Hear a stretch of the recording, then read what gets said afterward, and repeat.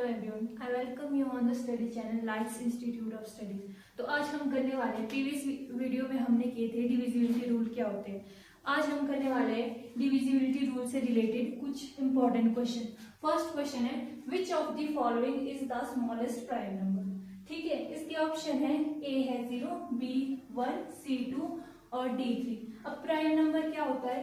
Prime number is a number greater than 1 that has only 2 factor 1 and itself. मतलब कि अभाज्य संख्या वह संख्या होगी जो बड़ी होगी 1 से और उसके दो ही फैक्टर बनेंगे। एक तो एक हो गया और दूसरी वो संख्या खुद होगी। जैसे 2 है, ठीक है, 2 के फैक्टर होते हैं 1, 2। एक तो जो ये हमारी डेफिनेशन है इसके अकॉर्डिंग एक ये वाला हो गया, और जो है इटसेल्फ मतलब कि वो खुद ही होगी वो संख्या। अब जैसे हम 3 का एग्जांपल लेते हैं, 3 के फैक्टर होते हैं 1, 3, तो 3 भी एक प्राइम नंबर है। अगर हम 4 का एग्जांपल लेते हैं, ठीक है, 4 के फैक्टर हो गए 1, 2, 4, तो ये एक प्राइम नंबर नहीं है। हमसे क्या पूछा गया है? Smallest prime number. यहाँ पर ऑप्शन में 2 ऑप्शन हमारे सही है, 2 और 3, पर हमसे पूछा गया है स्मॉलेस्ट प्राइम नंबर, तो वो है ऑप्शन नंबर सी। ठीक है, और ये नोट डाउन कर लेना आपने। 2 is the only even prime number and smallest one. ठीक है, 2 जो है सबसे छोटा इवन प्राइम नंबर है। इवन नंबर क्या होते हैं? इवन नंबर जैसे कि हम डिस्कस कर चुके हैं, जिसकी यूनिट प्लेस में 0, 2, 4, 6 आता हो, वो होते हैं हमारे इवन नंबर, मतलब कि सम संख्या। और ऑड नंबर होते हैं जिसकी यूनिट प्लेस में इकाई के अंक में क्या आते हैं? 1, 3, 5, 7 और 9, ये होते हैं हमारे ऑड नंबर। ठीक है, नेक्स्ट है note, 1 is neither a prime number nor a composite number. Prime number clear है, अभाज्य संख्या, ठीक है, जो 1 से और खुद से विभाजित होती है। फिर नेक्स्ट है कॉम्पोजिट नंबर। कॉम्पोजिट नंबर क्या होते हैं? आपके मिश्रित संख्या है। इसकी डेफिनेशन है, अ composite number is a positive integer greater than 1 that has more than 2 factor. मतलब कि इसमें प्राइम नंबर में क्या पढ़ा था हमने कि एक तो वो खुद से विभाजित होगा और 1 से विभाजित होगा। कॉम्पोजिट नंबर में इसका ऑपोजिट है, उसके क्या इसमें क्या है? मोर देन 2 फैक्टर बनेंगे। लेट्स टेक अ एग्जांपल, जैसे ये 4 हो गया, ठीक है, 4 के क्या फैक्टर होते हैं? एक तो हो गया 1, एक हो गया 2, एक हो गया 4। ठीक है, मोर देन 2 फैक्टर आ रहे हैं ना, तो ये एक कॉम्पोजिट नंबर है। जैसे कि इसमें नोट बोला है, 1 is neither a prime number nor a composite number. ये बहुत इंपॉर्टेंट है, ये आपने याद रखना कि एक जो है ना प्राइम नंबर है ना कॉम्पोजिट नंबर है। अब दूसरा एग्जांपल है, जैसे ये 52 है, इसके फैक्टर है 2, 26 और 26 के हो गए 2 और 13। अब इसमें आपने मुझे बताना है कि कॉम्पोजिट नंबर क्या है और प्राइम नंबर क्या है। इसमें कॉम्पोजिट नंबर हो गया ये 26 इज अ कॉम्पोजिट नंबर, क्योंकि इसके फैक्टर क्या है? मोर देन 2 बनेंगे। इसके फैक्टर हो गए 1, 2, 13, 26। अब प्राइम नंबर हो गया इसमें 2, 2 और 13। प्राइम नंबर में क्या है कि वो विभाजित होती है 1 से या वही खुद वो संख्या इटसेल्फ। ठीक है, 1, 2, इसके भी हो गए 1, 2, 1, 13, तो ये प्राइम नंबर है। और 26 कॉम्पोजिट नंबर है।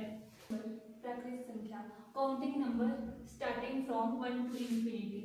नेचुरल नंबर क्या होते हैं आपके? जो 1 से स्टार्ट होते हैं इन्फिनिटी तक। ठीक है, फिर है होल नंबर। इसकी डेफिनेशन है, set of natural number plus 0। मतलब कि होल नंबर में, जैसे कि इसके नाम से हमें पता चल रहा है, होल नंबर मतलब कि नेचुरल नंबर प्लस 0।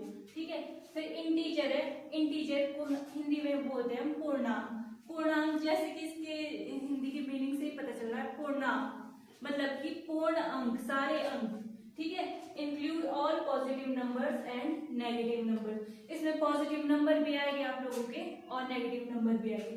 फिर ये इंटीजर के आगे टाइप है, फर्स्ट है रैशनल नंबर, सेकंड है इरेशनल नंबर। रैशनल नंबर क्या होते हैं? परिमेय, express as p by q, मतलब कि इसको फ्रैक्शन की फॉर्म में एक्सप्रेस कर सकते हैं इसमें and q is not equal to 0। अब ऐसा क्यों लिखा गया है? अगर q 0 के इक्वल होता है, मान लो ये कोई फ्रैक्शन है, अब अगर q 0 हो गया तो ये बन जाता है इंफिनिटी। इस केस में q is not equal to 0, इसलिए डेफिनेशन में ये मेंशन किया गया है कि q आपका 0 के इक्वल नहीं होना चाहिए। In decimal form they either stop और रिपीट पैटर्न। ठीक है, 5/4 इसके जो एग्जांपल है ये फ्रैक्शन फॉर्म में दिया हुआ, फिर ये फॉर्म में 0.75, फिर नेक्स्ट है इरेशनल अपरिमेय, can't express as simple fraction. इसको हम सिंपल फ्रैक्शन आपका ये इसमें हम एक्सप्रेस नहीं कर सकते। डेसिमल एक्सपेंशन गो फॉरएवर विदाउट रिपीटेशन। इसके अब एग्जांपल क्या हो गए इरेशनल के? पाई और √2 और √3। In division sum the divisor, इसको हम बोलते हैं हिंदी में भाजक, और डिनोट किससे करते हैं हम? डी से। इज 10 टाइम्स द क्वोशिएंट, इसको हिंदी में बोलते हैं भागफल, और डिनोट करते हैं हम क्यू से। And 5 times the remainder is 46। What is the dividend? Dividend को बोलते हैं हम भाज्य। ठीक है, अब जैसे इसमें बोला है डिवाइजर, डिवाइजर को करते हैं हम डी से denote. Divisor is 10 time, 10 time मतलब मल्टीप्लिकेशन में है, 10 टाइम क्वोशिएंट है ना, divisor is 10 times the quotient. ठीक है, फिर नेक्स्ट है and 5 times the remainder, divisor 5 times है रिमाइंडर की। तो डिवाइजर की वैल्यू क्या आ गई? ये हो गया 20, डिवाइजर की वैल्यू आ गई ये। ठीक है, जब डी की वैल्यू आ गई तो क्यू की वैल्यू भी आ जाएगी। डी की जगह लिखना है आप लोगों ने 230 is equal to 10 into Q. अब 10 यहां मल्टीप्लाई में लेफ्ट हैंड साइड में जाएगा तो ये क्या है? अपॉन में आएगा क्यू। क्यू की वैल्यू आ गई 23। ठीक है, अब हमारे पास सारी वैल्यू आ गई, भाजक की भी मतलब डिवाइजर की भी और रिमाइंडर की पहले से शेषफल। ठीक है, इसको डिनोट करते हैं हम आर से और इसको हिंदी में बोलते हैं शेषफल, और क्वोशिएंट भागफल। ठीक है, तीनों वैल्यू आ गई। फिर पूछा है हमारे से डिविडेंड निकालना है। अब क्वेश्चन में क्या पूछा है? What is the dividend? इसका फॉर्मूला होता है D into Q plus R. ठीक है, डी मतलब divisor into quotient plus remainder, भाजक गुणा भागफल जमा शेषफल। डी की क्या वैल्यू आई थी? 230 इंटू क्यू की वैल्यू थी 23 प्लस आर की वैल्यू हमारी 46। ठीक है, जब हमने इनको मल्टीप्लाई किया 23 इंटू 23 हो गया। ठीक है, इसको ऐड किया हमने, क्या आया? Option number B is correct. ठीक है, इस टाइप के क्वेश्चन आप लोगों ने ऐसे सॉल्व करने हैं। ठीक है, नेक्स्ट क्वेश्चन है find the sum of the first 20 natural number. इसके ऑप्शन दिए है आपको ए 190, बी 200, सी 210 और डी 220। ठीक है, अब इसका सॉल्यूशन है फॉर्मूला फॉर सम ऑफ, ये एक फॉर्मूला है। ठीक है, formula for sum of first n natural number. ठीक है, ये होता है n प्लस 1 अपॉन 2। n क्या डिनोट कर रहा है? यहाँ पर जो क्वेश्चन में दिया है, यहाँ पर बोला है कि आपने सम, यहाँ पर बोला गया है कि आपने सम फाइंड आउट करना है 20 नंबर का, 20 नेचुरल नंबर का। ठीक है, अब फॉर्मूला हमें बताया तो हमने सीधी वैल्यू पुट करनी है। n की जगह लिखना है 20 प्लस 1 अपॉन 2। ठीक है, 20 ये हो गया, ब्रैकेट का मतलब होता है कि आप मल्टीप्लाई कर रहे हो, ये हो गया 21 upon 2, 0 as it is, upon में 2, ये हो गया ये 420। जब हम भाग करेंगे तो ये क्या आ जाएगा? 210 आ जाएगा हमारा आंसर। तो आंसर क्या है हमारा? Option number C. ये फॉर्मूला आपने देख लेना, ये होता है n ब्रैकेट में n+1/2। n की जो वैल्यू होती है वो क्वेश्चन में दी होगी, जैसे पूछा गया है इसमें आपने सम फाइंड आउट करना है 20 नंबर्स का, तो n की जगह आपने 20 पुट किया। ठीक है, क्वेश्चन नंबर 5 है, इफ जो ये नंबर दिया है is divisible by 9 then the digit x is, मतलब कि यहाँ पर 9 का डिविजिबिलिटी रूल यूज हो रहा है। ठीक है, अब x की जगह आपने ये सब पुट करके देखना है कि कौन सा ऑप्शन इसमें करेक्ट है। पहले हम क्या करेंगे, इन डिजिट को ऐड करेंगे, 3 + 2 + x + 7 + 1। ठीक है, ये हो गया 11 17, ये हो गया 25 28 30 और ये हो गया 38 + x। अब यहाँ पर आपने ऑप्शन लगाना है कि कौन सा जो है परफेक्ट इसमें मैच हो रहा है। ठीक है, 9 का डिविजिबिलिटी रूल क्या था, sum of digit should be divisible by 9। ठीक है, अगर x की जगह हम 2 लगाते हैं, अगर x की जगह 2 लिखते हैं हम, तो ये बन गया 40 जो है डिविजिबल नहीं है 9 से, तो ये वाला ऑप्शन हमारा इनकरेक्ट है। ठीक है, अब देखेंगे हम 5 लगाकर, ये हो गया 43, ये भी हमारा इनकरेक्ट है क्योंकि 9 से ये डिविजिबल नहीं है। फिर नेक्स्ट जो ऑप्शन है 4, अगर हम 4 लगाकर देखते हैं, x की जगह 4 लगाकर देखते हैं, तो ये हो जाता है हमारा 42, विच इज अगेन इनकरेक्ट। तो ये भी इनकरेक्ट है। अब 7 लगाकर देखिए, ये हो गया 45। ठीक है, 45 ये डिविजिबल है 9 से, 9 × 5 होते हैं 45, तो ये वाला ऑप्शन आपका करेक्ट हो गया। इसके लिए आपको डिविजिबिलिटी रूल पता होने चाहिए। 3 का क्या था, 3 का भी यही है, sum of digit should be divisible by 3। 9 का भी सेम है, यही मेथड है। ठीक है, नेक्स्ट क्वेश्चन है, इफ द नंबर, जो ये आपके पास नंबर दिया हुआ है, is completely divisible by 3 then the smallest whole number is place of x will B.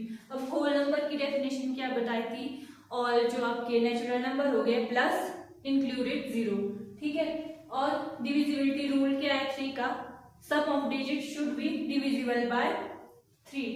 ठीक है, अब इन डिजिट को, सॉरी, इस नंबर को हम ऐड करेंगे, 5 + 1 + 7 + x + 3 + 2 + 4।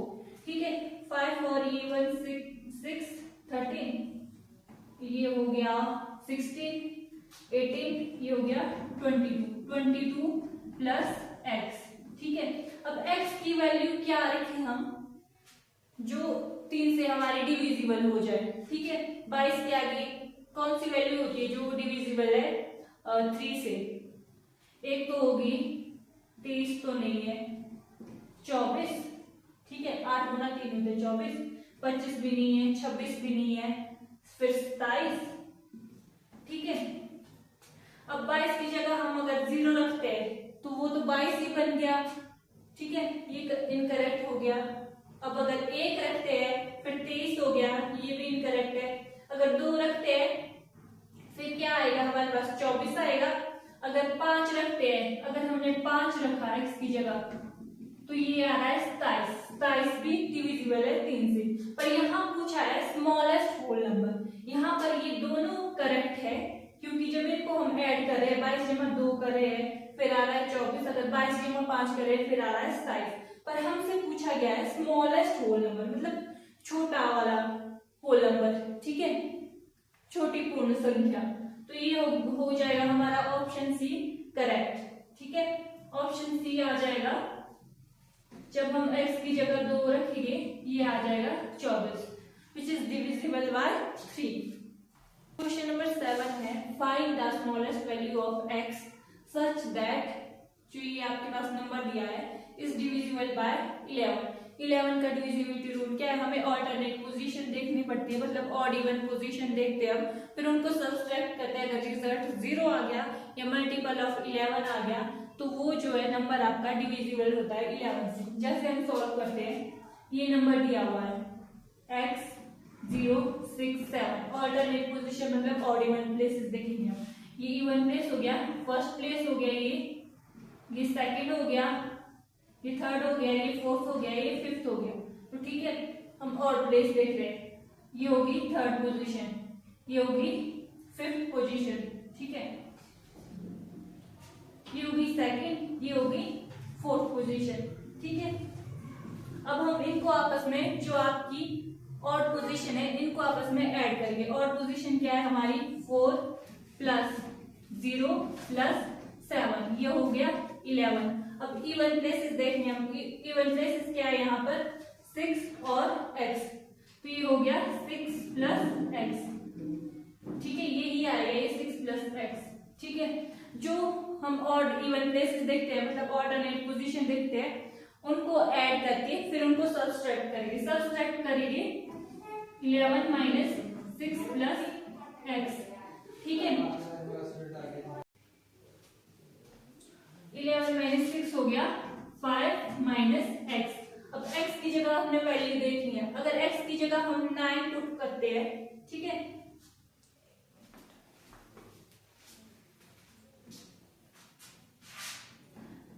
ये 5 माइनस एक्स हो गया। अगर x की जगह आप 9 पुट करते हैं, 5 माइनस 9, ये आंसर हो गया, रिजल्ट आ गया माइनस का 4, which is not correct. Okay, हमने क्या बोला था, डिविजिबिलिटी रूल ऑफ 11 क्या पढ़ा था, जो आपका रिजल्ट होगा वो 0 होना चाहिए या मल्टीपल होना चाहिए 11 के।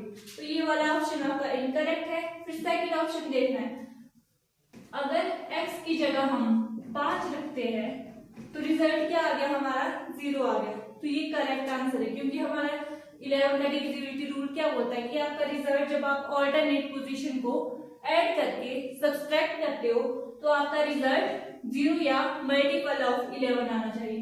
तो ये आपका ऑप्शन करेक्ट है। आई होप जो मैंने आज क्वेश्चन करवाया आप लोगों को, ये आपको अच्छे से समझ आ गए होंगे। Thank you.